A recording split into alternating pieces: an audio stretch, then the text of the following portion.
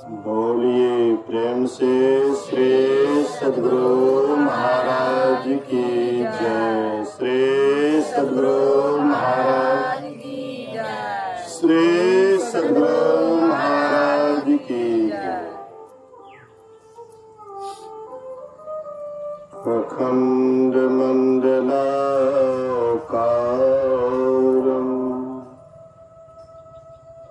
व्याप्तं येन चराचरं तत्पदं दर्शितं येन तस्मै श्री गुरुवे नमः। धन्य धन्य सतगुरु सुखद महिमा कहे न जाए। जो कछु कहो तुम्हारी कृपा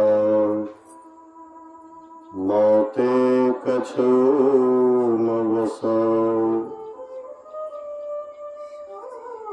सर्वत्र सर्वदा वर्तमान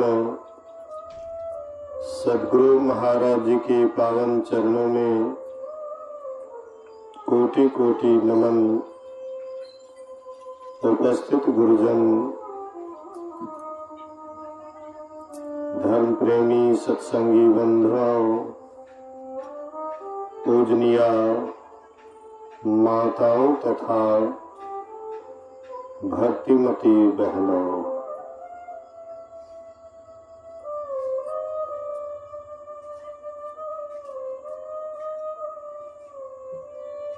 कल से ही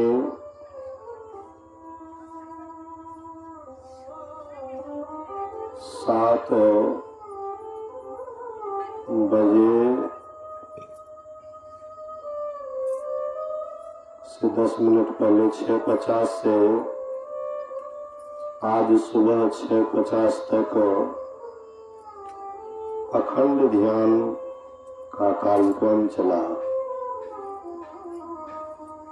24 घंटा तक लगातार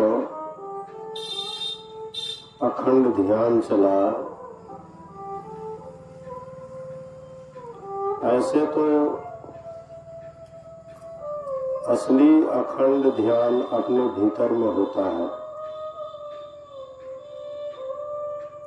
लेकिन यह अखंड ध्यान आपको उस अखंड ध्यान के लिए प्रेरित करता है। संत कबीर साहब कहते हैं, अखंड साहब का नाम है और सब खंड है। अगर कोई अखंड है तो वह परमात्मा का नाम है, ईश्वर का नाम है। संसार में जितना कुछ भी देखते हैं वह खंड हो जाता है। जैसे ध्यान करने के लिए हम आप बैठते हैं तो कभी कभी ध्यान में मन लगता है, कभी कभी ध्यान से मन उचट जाता है, मन हट जाता है। ये तो खंड हो गया। अखंड का मतलब होता है कि एक रस आपके अंदर से ध्यान के प्रति कभी भी ख्याल नहीं हटे। क्या सोने में, क्या जागने में, क्या सपनाने में, मतलब हर हमेशा ध्यान का ही क्रम चलता रहे। इसी का नाम है अखंड ध्यान। लेकिन हम लोग जो 24 घंटा तक कोई न कोई साधक बैठा रहता था, कोई 1 घंटा, कोई 1.5 घंटा, कोई 2 घंटा, जो जैसे बैठने वाले थे उस तरह से बैठे। ये ध्यान भी हम आपको प्रेरित करता है अपने अंदर चलने के लिए, अपने भीतर चलने के लिए, क्योंकि हम भी शरीर के भीतर में हैं और हमारे जो इष्ट है वह भी भीतर में ही है। बाहर में ईश्वर नहीं है, परमात्मा बाहर में नहीं है। या है भी बाहर में, तो बाहर में आज तक किसी को प्राप्त नहीं हुआ। आज तक किसी को भी ईश्वर परमात्मा का दर्शन हुआ है, अपने भीतर में ही दर्शन हुआ है।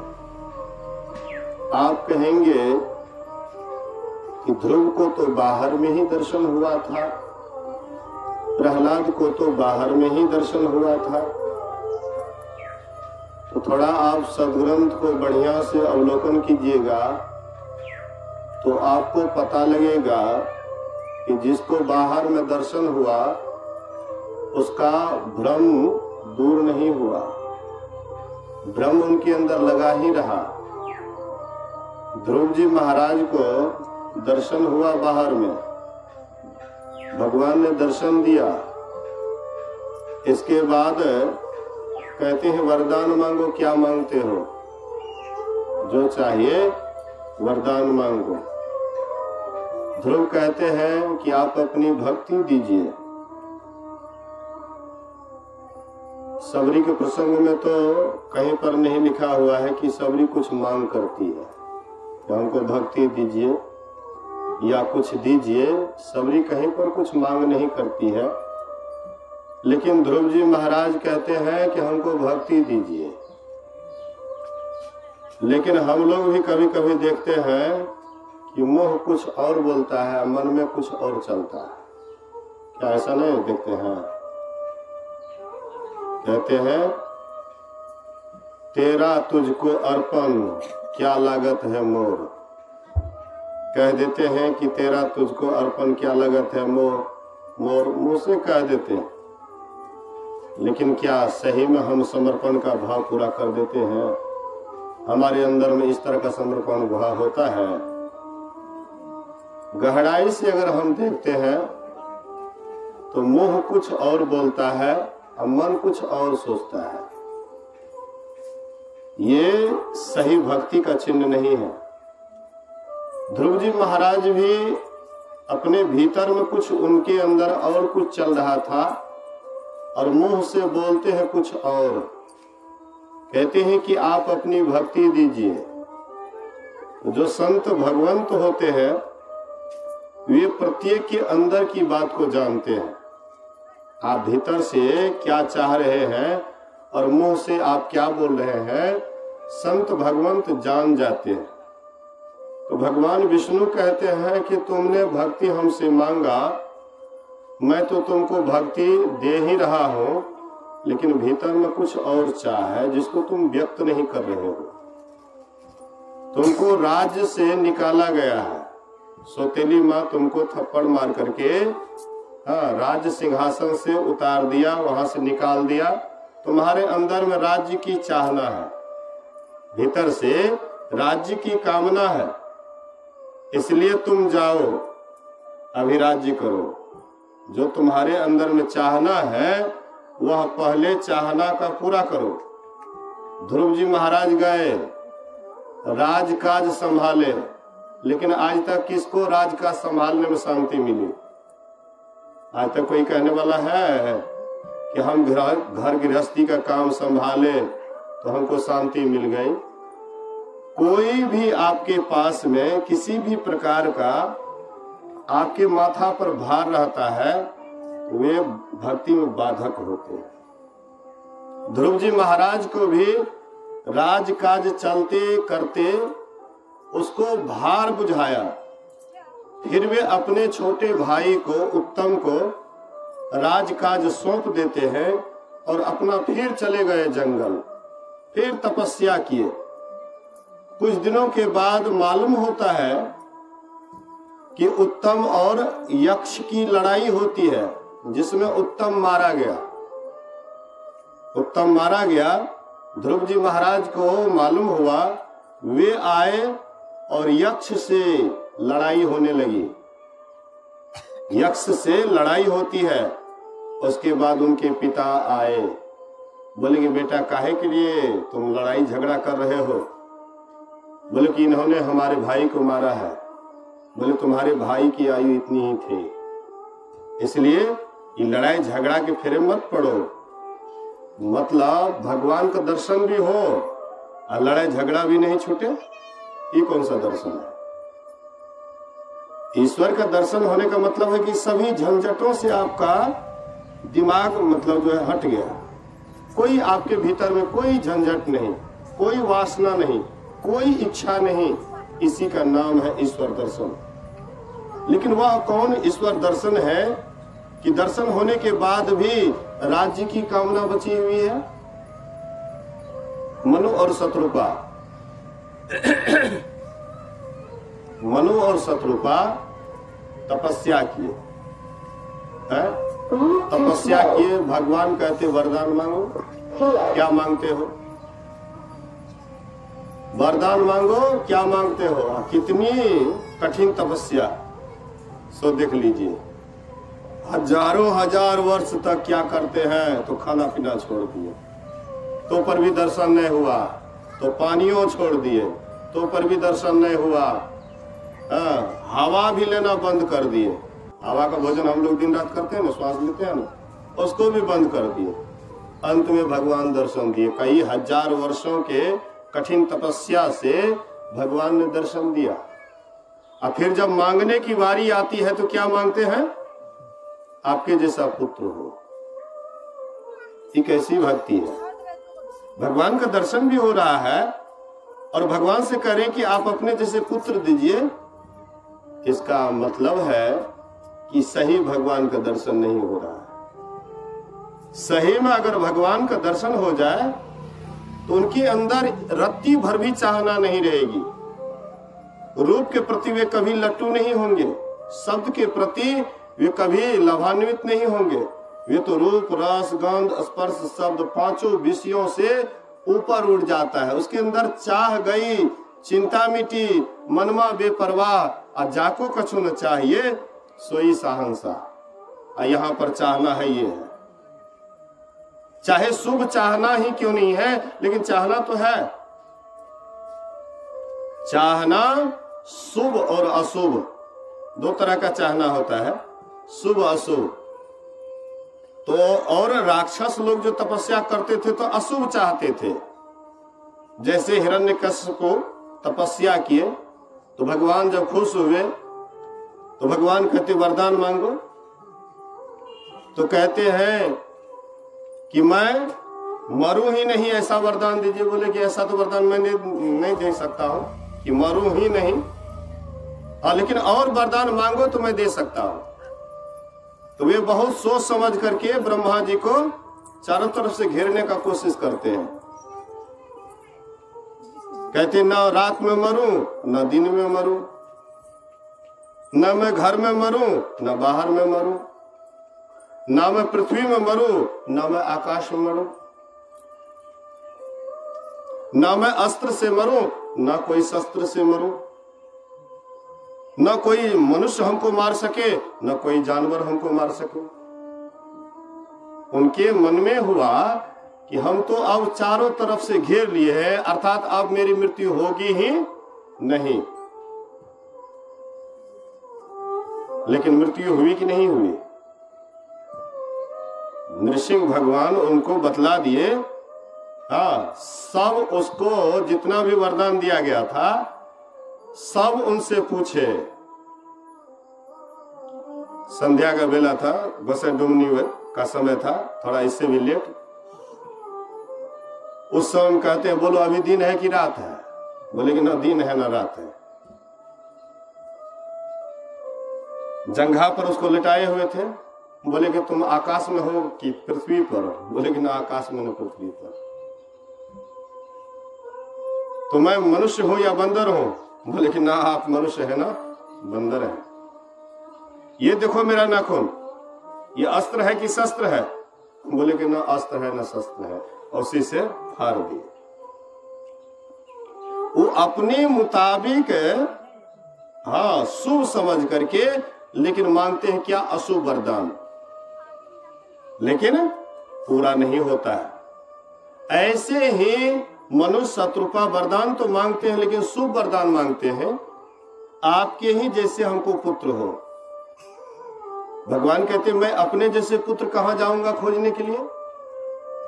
अपने जैसे पुत्र कहाँ जाऊंगा खोजने के लिए, इसलिए मैं ही तुम्हारे यहाँ। अब सोचिए, जिसको हम भगवान मानते हैं, जिसकी हम पूजा करते हैं, जिसकी हम अर्चना करते हैं, जिसको हम फूल चढ़ाते हैं, नमन करते हैं, अपने से बड़ा मानते हैं, उसको हम बेटा बना लिए। कहाँ रहा भक्ति भावना, कहाँ रहा? बेटा बना लिए। अब बेटा होगा तो आपको प्रणाम करने करेंगे, नहीं करेंगे? प्रातः काल उठी कह रघुनाथा, अब मात पिता गुरु ना वही माथा। राम जी सुबह उठ करके क्या करते थे? माता पिता गुरुजनों को प्रणाम करते थे। तो अपने ही इष्ट से आपने प्रणाम करवाया है, कहाँ रहा है आपका भक्ति? बेटा की इच्छा हुई, बेटा मिल गया, लेकिन क्या इनसे उनको मोक्ष मिल गया? महाराज दशरथ, कौशल्या जो मनु शत्रुपा के रूप में थे, नहीं हुआ। अंत में राम राम कह करके शरीर का परित्याग किए, लेकिन गए कहाँ? सुर धाम।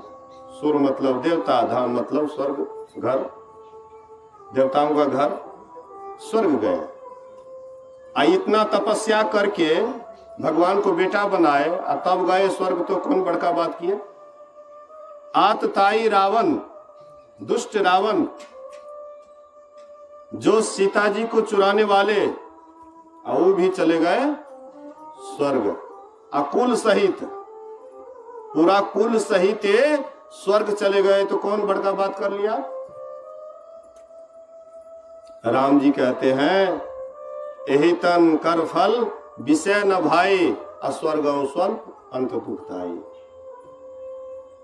तो संत महापुरुष कहते हैं कि ये जो ध्रुव को दर्शन हुआ, प्रहलाद को दर्शन हुआ, ये सही दर्शन नहीं था। सही दर्शन होता तो कोई इच्छा उनके अंदर नहीं रहती। हम आपके अंदर में भी दर्शन हो रहा है और इच्छा पर इच्छा हो रहा है, असली दर्शन से हम आप भी वंचित हैं। सही दर्शन हम आपको भी नहीं हुआ है, इसीलिए इच्छा हो रही है। और जब सही दर्शन हो जाएगा तो वहां पर इच्छा की कोई नामो निशाने नहीं रहता है, कोई इच्छा ही नहीं रहती है। गुरु महाराज जी से उनकी बहन झूलनदय कहती है कि लाला तुम शादी कर लो, तुम शादी कर लो। गुरु महाराज जी कहते हैं कि शादी कर लूंगा तो क्या होगा?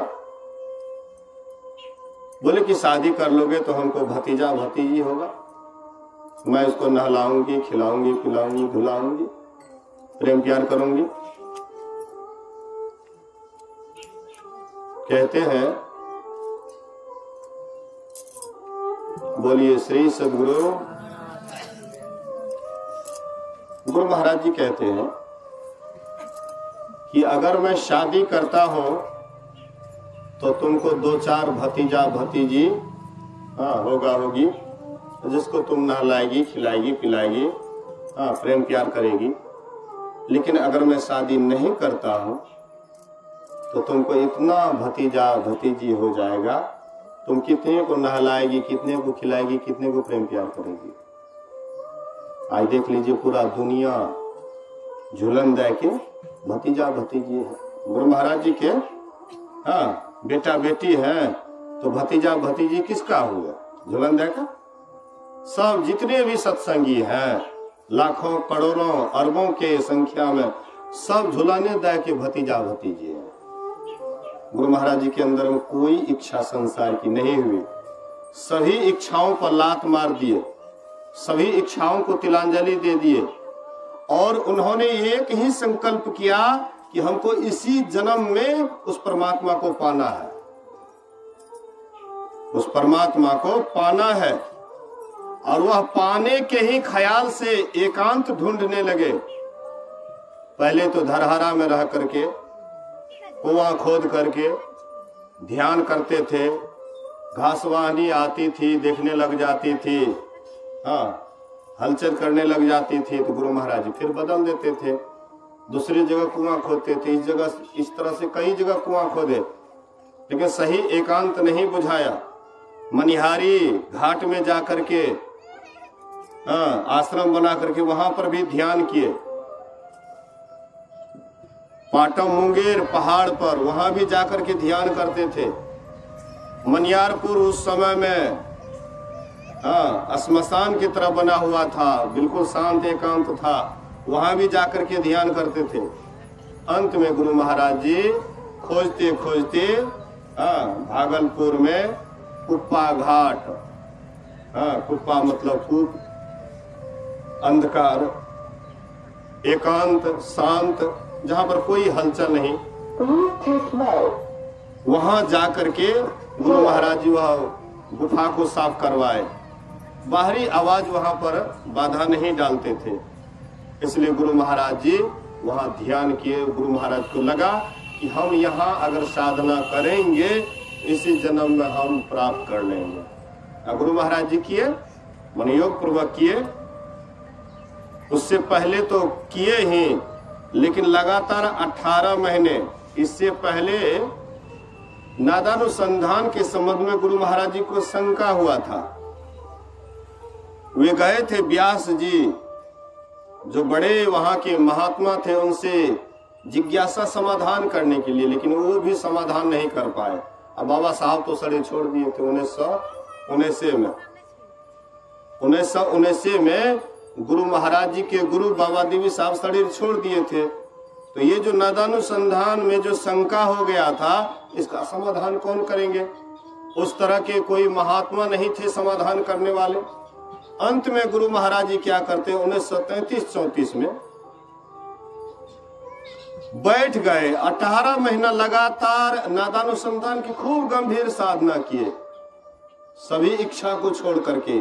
संसार की कोई इच्छा उनके अंदर नहीं थी, केवल एक ही इच्छा थी कि हमको परमात्मा मिल जाए, ईश्वर का दर्शन हो जाए, आत्म साक्षात्कार हो जाए। इसी ख्याल से 18 महीने तक 1933-34 में गुरु महाराज जी साधना किए, आत्म साक्षात्कार किए। उसके बाद उसके अंदर कोई चाहना रही गुरु महाराज के अंदर कोई चाहना है। लोग जब पैसा फेंकते थे तो गुरु महाराज जी को चोट लगता था। गुरु महाराज कहते, काहे के लिए पैसा फेंक रहे हो, हमको इसकी जरूरत नहीं है, हमको इसकी जरूरत नहीं है, काहे पैसा फेंक रहे हो। कोई इच्छा नहीं, और जब कोई इच्छा नहीं रही ऑटोमेटिक लोग जो है उनको चाहने लगे। कोई इच्छा नहीं रही तब चाहने लगे। हम आपके अंदर में भी बहुत सारी इच्छाएं हैं, और इसी इच्छा के कारण परेशानी दिन रात बढ़ रहा है। हम आप सोचते हैं कि यह इच्छा पूरा हो जाएगा तो हम सुखी हो जाएंगे, वह इच्छा पूरा हो जाएगा तो हम सुखी हो जाएंगे, लेकिन आपको क्या पता लगता है कि यह इच्छा पूरा हो जाएंगे तो आप सुखी हो जाएंगे, वह इच्छा पूरा हो जाएगा तो आप सुखी हो जाएंगे। और आपके जैसे आप ही हैं, ये इच्छा करने वाले, वो इच्छा करने वाले।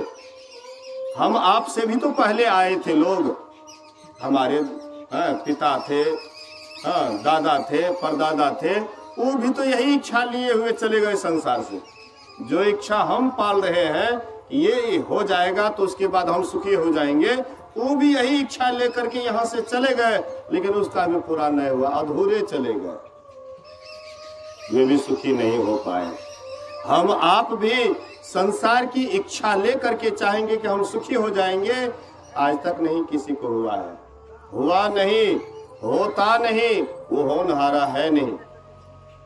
इसीलिए सुखी होना चाहते हैं, सुखी होना चाहते हैं तो बाहर दौड़ना छोड़ दीजिए। बाहर भरमी हो, नहीं प्रभु पई हो, अभी अंतर्धसु हो। बाहर भरवोगे परमात्मा कभी नहीं मिलेगा।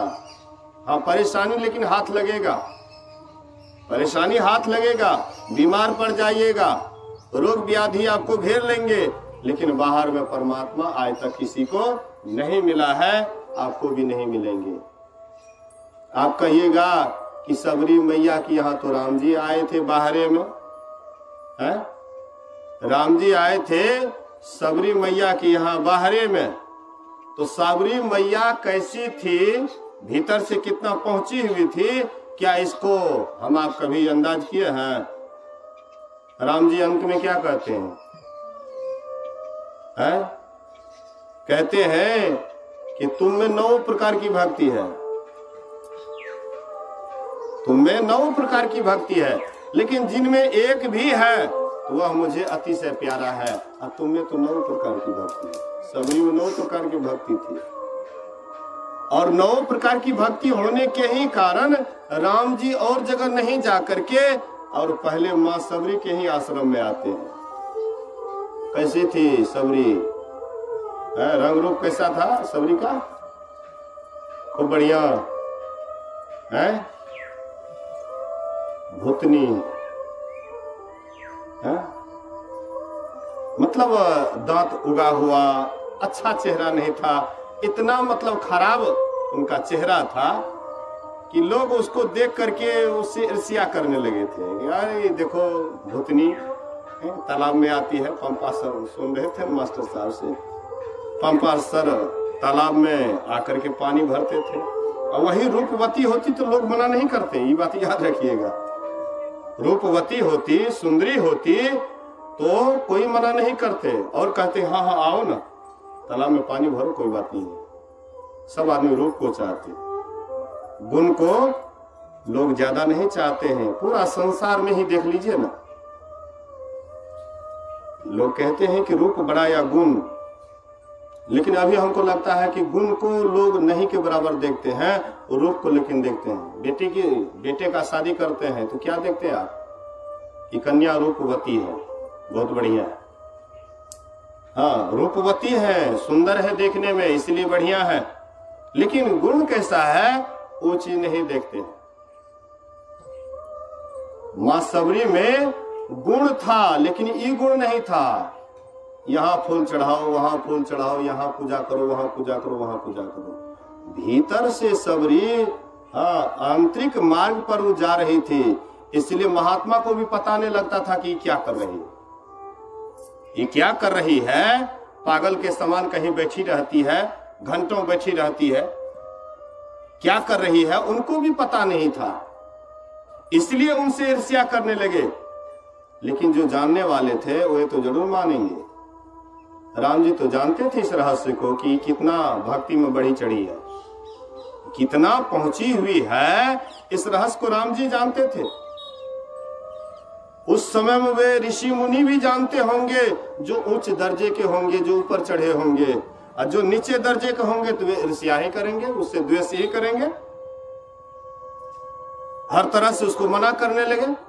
और ज्यादा तो आप ऐसा नहीं सोचिएगा कि ढोंगी अभी तक है, अभी इसी समय में है, सब दिन ढोंगी था। जो भक्ति के सही रहस्य को नहीं जानते हैं, आंतरिक मार्ग को नहीं जानते हैं, और कोई अंतर मार्गी होता है तो उससे वे ईर्ष्या करते हैं, द्वेष करते हैं। क्या मीराबाई को दोष नहीं हुआ? मीराबाई से द्वेष नहीं किए, घर परिवार के लोगों को किसी को अच्छा लगा? क्या आपकी ही बेटी अगर मीरा की तरह भक्ति करने लगे तो आपको बढ़िया लगेगा? आप उसके लिए जहर नहीं भेजिएगा, आप ही दुश्मन बन जाइएगा तुरंत। आप बहुत चाहते हैं क्योंकि आपके कहे अनुसार आपकी पुत्री चलती है, पुत्र चलता है, इसलिए आपको बहुत बढ़िया बुझाता है। और वही थोड़ा सा अंतर साधना करने लगे, घंटों बैठने लगे, आपका खोज खबर नहीं ले, आपका देखरेख नहीं करे, हो गया ईर्ष्या चालू। फिर आप ही उसके लिए दुश्मन बन जाइएगा, तुरंत जहर का प्याला भेज दीजिएगा। ये केवल मीराबाई के लिए ही नहीं है, ये केवल सबरी के लिए ही नहीं है, केवल सहजों के लिए नहीं है, पूरा दुनिया ही इस तरह से जो भक्ति करते हैं, लोग उसको पागल घोषित कर देते हैं कि ये तो पगला गया है, माथा खराब हो गया, ये इसका माथा खराब हो गया। इसीलिए देखो बैठते हैं तो घंटों बैठे रह जाते हैं, ध्यान पर बैठते हैं घंटों बैठे रह जाते हैं। एक मिर्जावा की लड़की है, वो जब बैठती थी रात भर बैठी रहती थी ध्यान पर, लोग उसको कह दिए इसका दिमाग घसका हुआ है। हाँ नई उम्र की है, अभी शादी भी नहीं हुई है, पढ़ी लिखी पढ़ लिख रही है, लेकिन उसको कह दिया कि इसका दिमाग घसक गया। अक्सर आप देखेंगे जिनको परमात्मा से ज्यादा स्नेह हो जाता है, ज्यादा प्रेम हो जाता है, ज्यादा लगाव बढ़ जाता है, लोग उनसे धीरे धीरे जलने लग जाते हैं, ईर्ष्या करने लग जाते हैं। ये तो मेरे स्वार्थ को पूरा नहीं करेंगे। माँ बाप तो सबसे पहले स्वार्थ ही देखते हैं, ये स्वार्थ पूरा नहीं करेगा, इससे ही बेटा से बढ़िया बिन बेटे है। जड़ भड़त को कोई काम देता था करने के लिए, वो ठीक से नहीं करता था, जहां बैठता था बैठे रहता था। खेते गया देखने के लिए कि चलो खेत को रखवाली करो, राम के चिड़िया राम के खेत, अब खोरे चिड़िया भर भर पे, क्या गम है, खाओ, हम आराम से टुकुर टुकुर देख रहे हैं। मवेशियों को दिए चराने के लिए, किसी का फसल खा रहा है तो खा रहा है, ये आराम से मौज से बैठे हुए हैं, इसको कोई टेंशन नहीं। तो क्या कहेंगे हम उसको, स्वार्थी है तब आपके लिए बढ़िया है, अस्वार्थी नहीं है तो ये पगला गया है, इसको घर से निकाल दो। जड़ भरत को घर से निकाल दिया, रहने दिया उसको घर में? नहीं रहने दिया। दुनिया स्वार्थी है, निकाल दिया घर से, लेकिन उसको कोई गम नहीं था, घरों से निकाला तो कोई गम नहीं। जहां भी बैठते थे एकदम बैठे रहते थे, कोई दे दिया खाने के लिए खा लिए, और उसके बाद बैठे ध्यान पर तो बैठले रह गए। चाह गई चिंता मिटी, केवल उनके अंदर एक ही चाह होती है कि परमात्मा की उपलब्धि। जड़ भरत को हो रहा था कि अगले जन्म में हमने थोड़ी सी गलती की, जिसके कारण मुझे हिरण के शरीर में जाना पड़ा, इस बार लेकिन गलती नहीं करेंगे। बाहर से लोग हमको चाहे पागल समझे, बाहर से लोग हमको जड़ के समान समझे, जो भी समझे, हमको उससे कोई मतलब नहीं है। भक्त को मतलब अक्सर नहीं रहता है, जो असली भक्त है उसको मतलब नहीं रहता है कि लोग क्या कहेंगे, दुनिया क्या कहेंगे, उसको गम नहीं रहता है। लेकिन भीतरे भीतर घर के भागल, भर रात के जागल, माथा का लगता है पागल, यही भक्त का लक्षण है। और ऐसे ही भक्त जो होते हैं वही एक दिन परमात्मा को पाते हैं। आई जो हम लोग सोचते हैं कि संसारों का सुख लें, भक्तियों का सुख ले लें, एक समय ना हो भुआला, हंसब ठठाए फुलायब गाला, एक समय में दो काम नहीं हो सकता है। करमेती बाई को वैराग्य हो गया। शादी जिस दिन थी, जिस रात शादी थी, शादी के लिए बारात आ गए। बारात आ जाते हैं दरवाजे पर। करमेती बाई सोचती है कि जैसे मैं तो बंधन में पड़ जाऊंगी, दूसरे के अधीन हो जाऊंगी, फिर तो स्वतंत्र ढंग से भक्ति नहीं कर पाऊंगी, ये तो बाधा हो जाएगा। इसलिए उधर दरवाजे पर बैंड बोल रहा है, बारात आ गए हैं। आई दूसरे गली से घर से निकल गई, घर से निकल गई तो एकदम सीधा मथुरा की तरफ जा रही थी। उनके पिता राजा के यहाँ दीवान का काम करते थे, मंत्री का काम करते थे। वे तुरंत गए और जाकर के राजा से कहते हैं कि महाराज, मेरी पुत्री घर से निकल गई है। बोले कि आपको अपने पुत्री के संबंध में कोई संदेह भी है? बोले कि नहीं, मैं इसको बचपन से जानता हूं, लेकिन हरि भक्ति में वह दिन रात लीन रहती थी। उनको और कुछ नहीं सुहाता था संसार का, और कुछ नहीं सुहाता था, दिन रात भक्ति में ही दिन रात निमग्न रहती थी। इसलिए मुझे उनके चरित्र पर थोड़ा सा भी संदेह नहीं है। राजा दो घुड़सवार चारों तरफ भेजे, पूर्व पश्चिम उत्तर दक्षिण, कि जहां भी मिले उसको सुरक्षित लेते हो। मरुस्थल में जा रही थी, पेड़ पौधे भी नहीं थे छिपने वाला, कोई जगह भी नहीं था, हर जगह एकदम बालू ही बालू नजर आता था। करमेती बाई जा रही है। जाते जाते एक मरा हुआ ऊंट था, जिससे 2-3 दिन का ऊंट मरा हुआ था, अब पूरा दुर्गंध निकल रहा था। उधर से घोड़ा के टाप को सुनती है कि मेरे पिताजी राजा के पास गए होंगे और राजा साहब घुड़सवार भेजे हैं, अब ये जो हमको देख लेंगे तो हमको तो जबरदस्ती घर लेकर के चले जाएंगे, फिर तो बंधन में बांध ही देंगे। संसार का लोग तो बंधने में बांधने के लिए चाहता है। संसार का लोग नहीं चाहता है कि मैं बंधन में हूं तो मेरा पुत्र या पुत्री निर्बंध हो जाए। उसके मन में नहीं होता है न हम बंधन में है तो तुमको भी बांध करके रखेंगे, हम झंझट में है तो तुम बिना झंझट का क्यों रहोगे, तुमको भी झंझट मोल लेना ही पड़ेगा। सोचती अब क्या करेंगे, देखती वही मरा हुआ ऊंट, थोड़ा सा उसके पजड़ा में जानवर जो खाया था थोड़ा घुसने वाला रास्ता बन गया था, तो वह और जगह छिपने वाला जगह नहीं देख करके उसी ऊंट के पंजड़ में घुस जाती है। देखा सिपाही की कोई महिला जा रही है, कोई लड़की जा रही है, लेकिन वहां जाने के बाद ऊंट के शरीर से इतना दुर्गंध निकल रहा था कि नजदीक जाने का हिम्मत नहीं हुआ। बोला कि पता नहीं कहां चला गया, नहीं चला गया। घुड़सवार फिर वहां लौट जाता है और 3 दिन तक जो वह बैठी ऊंट के पंजर में, 3 दिन तक समाधि में बैठी रही, ध्यान में बैठी रही। विषय का दुर्गंध उनके लिए ऊंट के दुर्गंध से बहुत कम लग रहा था।